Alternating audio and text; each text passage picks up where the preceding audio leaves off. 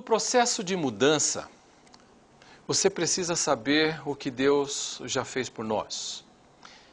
Nós temos na pessoa do Pai, do Filho e do Espírito a obra completa que nos capacita a mudança à semelhança do Senhor Jesus Cristo. Quero ler para você um versículo que está em 2 Coríntios capítulo 3, verso 5. Não que por nós mesmos sejamos capazes de pensar alguma coisa como se partisse de nós. Pelo contrário, a nossa suficiência vem do Senhor.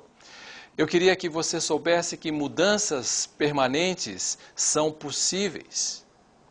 Ainda que o contexto e a história da sua vida possa ter sido dolorosa, triste e de alguma forma grande infortúnio pode ter acontecido, mudanças são possíveis, porque a nossa suficiência vem do próprio Deus. E eu queria que você tivesse totalmente seguro que você pode e deve mudar a imagem do Filho, porque mudanças são possíveis, uma vez que o próprio Pai já nos capacitou a essas mudanças. Gostaria de fazer algumas considerações importantes com você, especialmente no que diz respeito aos argumentos que você vai ouvir com frequência para justificar a não mudança. Via de regra, quando uma pessoa traz para a sua nova vida em Cristo uma série de maus hábitos e uma série de problemas, é-lhe dito que é assim mesmo e que ele vai viver com aquilo a sua vida toda.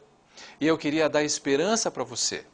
Eu queria que você soubesse que em Cristo nós podemos lidar com essas desculpas e eu queria apresentar algumas delas para você, algumas bem duras, mas bastante transformadoras. A primeira delas diz respeito ao seu passado.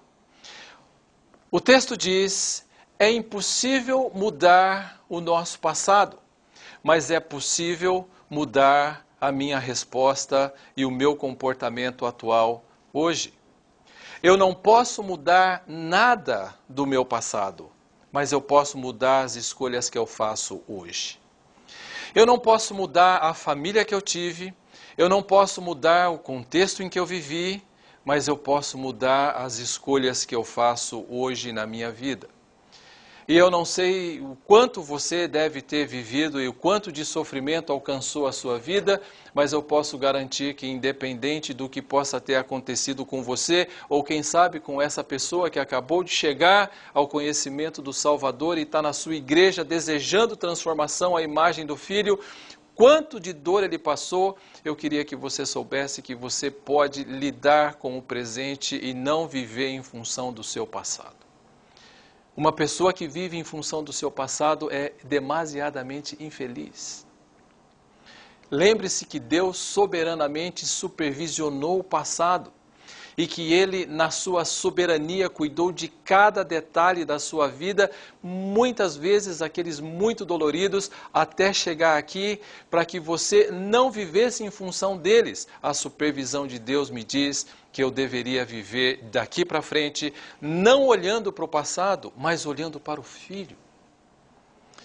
E eu queria encorajar você a pegar a sua vida e ter uma boa base bíblica para que você não vivesse em função do passado. Volte para Gênesis capítulo 45, versículo de 1 a 8. E você vai ver ali algo interessante sobre o seu passado. Você tem José dizendo: o Senhor me enviou para cá. Lembra de onde José estava? No poço. José, ele era uma pessoa que havia sofrido um certo desprezo por parte dos irmãos. Se por ele ser ingênuo, se por ele ser arrogante, não vem ao caso. O fato é de que ele, de alguma maneira, repetiu 4 vezes, numa sequência de versículos: o Senhor me enviou adiante de vós. O que ele está dizendo é algo bem simples. E ele está dizendo algo que você deveria também poder dizer para essa pessoa que acabou de chegar na sua igreja. Ele está dizendo: o próprio Deus estava lá comigo no poço. O próprio Deus estava lá comigo no meu passado. naquele momento em que eu estava caminhando com os meus irmãos e eles me jogaram de modo injusto, impiedoso, dolorido, cruel, ainda assim o próprio Deus estava lá. Ele me enviou adiante de vós. Eu não posso mudar o passado, mas eu posso viver o meu presente com a convicção de que o Deus que estava supervisionando o passado estava trazendo todo aquele processo para o presente, a fim de que eu pudesse e possa viver cada dia mais para ser mais parecido com o seu filho.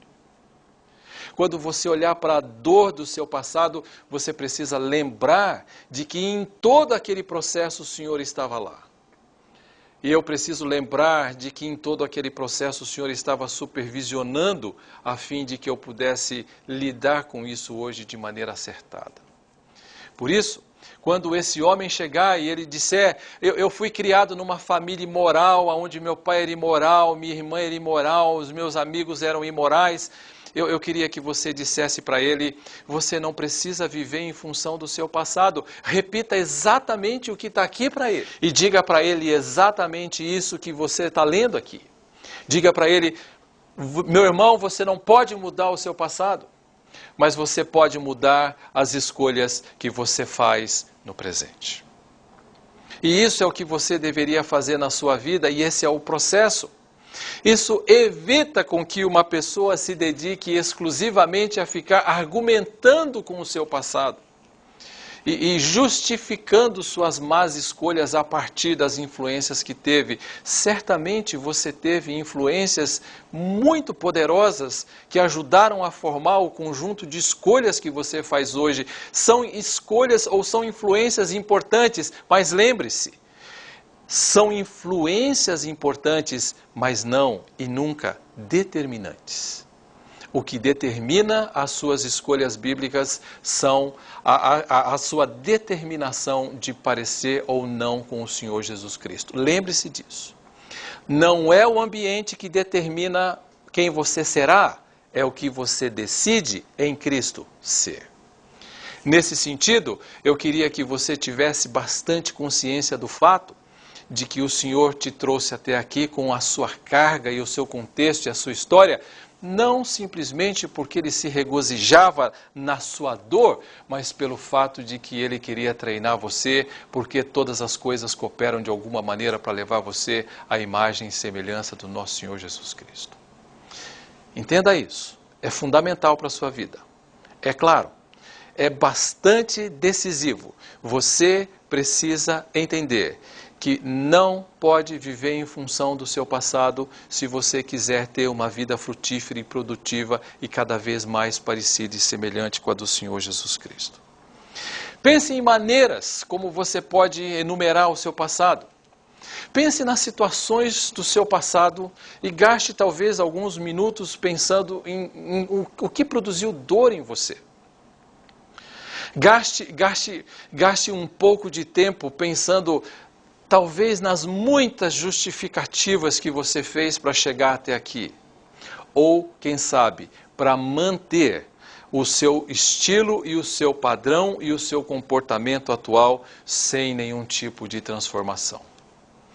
Lembre-se, você é livre para fazer o que você quiser, mas não é livre para escolher as consequências. Isso é fundamental para você.